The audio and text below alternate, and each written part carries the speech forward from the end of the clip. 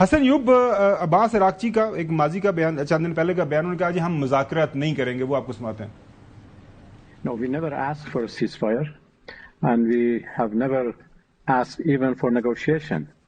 We are ready to defend ourselves as long as it takes until President Trump comes to the point that this is an illegal war with no victory, people being killed only because President Trump wants to have fun. This is what he has said. Have fun? We are not. Yes, this is what he said, that they are sinking, ships and targeting different places because it is fun. This is a war. This is a war of choice by President Trump and the United States, and we are going to continue our self-defense. وہ یہی کہہ رہے ہیں کہ جی ان کے war of choice ہے، اب وہ فن لینا چاہ رہے ہیں. وہ کہہ رہے ہیں کہ ہمیں مزہ آتا ہے جب ہم جو ہے جہاز ڈبوتے ہیں ایران کے اوپر ٹارگٹ کرتے ہیں. میجر جنرل محسن رضائی ان کا لیٹسٹ ایک بیان ہے، ملٹری جو ہے ون آف دا لیڈرز ہیں ایران کے اندر، وہ آپ کو سنواتے ہیں. وہ یہ فرما رہے ہیں، پہلے ان کا بیان سنیے. بدون خروج آمریکا از خلیج فارس و کنترل تنگی هرمز به دست خود کشورهای منطقه مخصوصا ما و کشور عمان که دو طرف این تنگه هستیم امکان نداره امنیت به وجود بیاد. پایان جنگ هم در دست ماست. ما زمانی به پایان جنگ نگاه میکنیم که اولا تمام خساراتمون رو از آمریکا خواهیم گرفت. ثانیاً به یک تضمین 100% باید از آینده برسیم که اون بدون خروج آمریکا از خلیج فارس امکان پذیر نیست. بنابراین شرط دوم خروج آمریکا از خلیج فارس است. ناظرین، جو ان کا فارسی کے اندر بات کر رہے تھے، وہ انہوں نے بتایا کہ خلیج فارس سے امریکہ کے انخلا اور ابنائے حرمز کا جو کنٹرول ہے خود خطے کے ممالک بالخصوص ہمارے اور امان کے ہاتھوں میں آئے بغیر جو اس ابنائی کے دونوں اطراف واقع ہیں امن کا قیام ناممکن ہے، کیونکہ اسٹریٹ آف ہارموز کے ایک طرف ایران ہے، دوسری طرف امان ہے.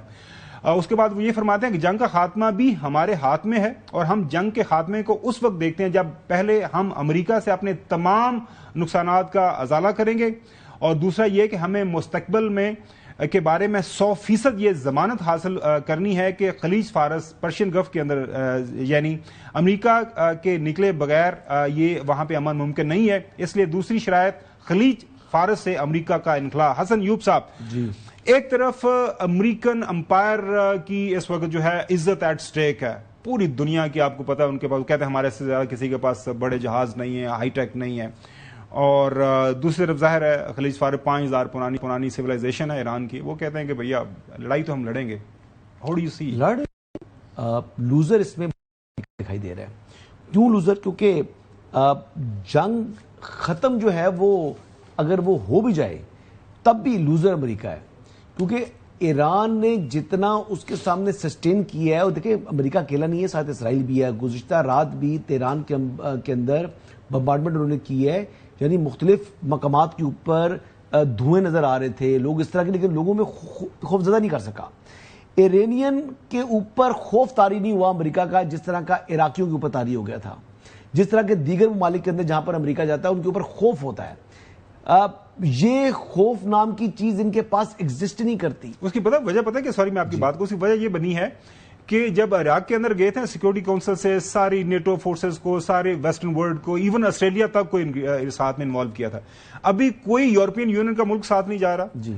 سارے ملکوں نے انکار کر دیا. انہوں نے کہا جی یہ جنگ آپ جانے پریزیڈنٹ ٹرمپ صاحب، ہم اس جنگ کا حصہ نہیں بننے جا رہے. آپس کی بات ہے، ویپنز آف میس ڈسٹرکشن کہاں ہیں؟ عراق کے لیے وہ جو بہانہ بنایا تھا وہ کیا ہوتا؟ لیکن دنیا کو ساتھ وہ کچھ بھی نہیں تھا نا، وہ دنیا کو ملا لیا تھا. لیکن اس مرتبہ دنیا ویسے ہی نہیں مل رہی، مطلب بہانہ تو اس سے زیادہ ان کے پاس زیادہ بہتر ہے.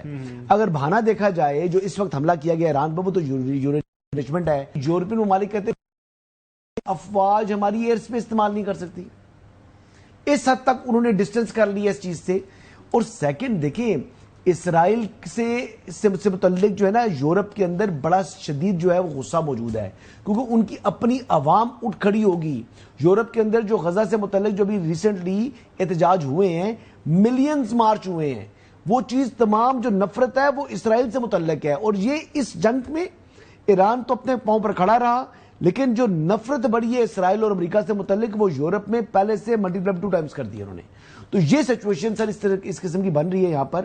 لیکن کیا ایران یہ جنگ جیت رہا ہے؟